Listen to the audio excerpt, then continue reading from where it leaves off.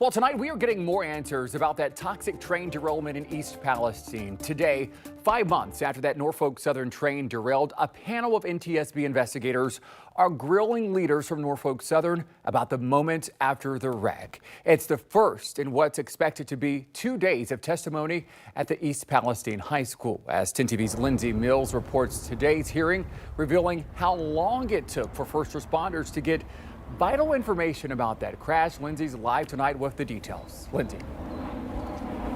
Yes, Andrew, and that vital information was a big moment in today's hearing. We'll get to that in just a moment. But first, take a look behind me at the tracks we have here in North Columbus. These are Norfolk Southern tracks that run through the city. Whether you live in East Palestine or Columbus, the concern from this derailment is that this disaster could happen anywhere, and people are hoping to learn from these hearings how to prevent it from happening again.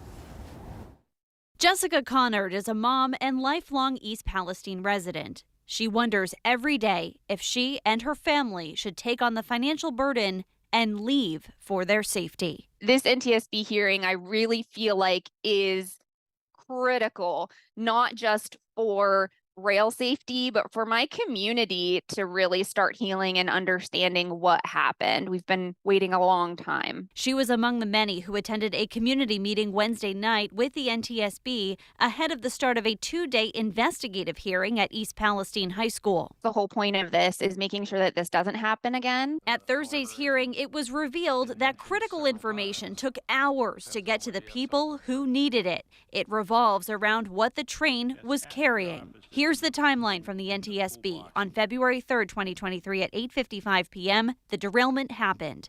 At 9:04 p.m., East Palestine Dispatch called Norfolk Southern. At 9:30, they tried calling again. An hour after the wreck, Columbiana County Emergency Management Agency received the consist from Norfolk Southern. Between 9:45 and 10 p.m., the deputy chief in East Palestine got it. 10:23, another responding fire chief received the consist.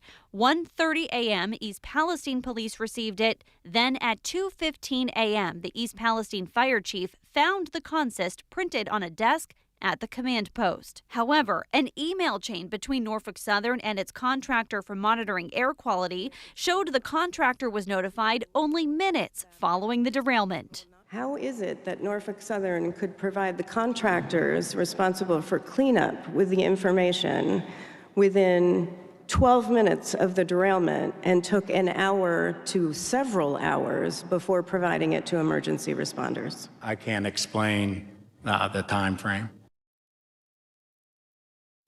And much of the hearing this afternoon focused on the decision-making process to allow the chemicals to be released and then that toxic burn that played out after that. Andrew. Lindsay, today we heard from Governor Mike DeWine about the latest there in East Palestine. What did he have to say? Sure. So Governor Mike DeWine says he acknowledges that for the residents of East Palestine, they must feel like this cleanup is not happening fast enough. However, he says that the plans for the cleanup are going according to plan. He also shared his hopes from the hearing.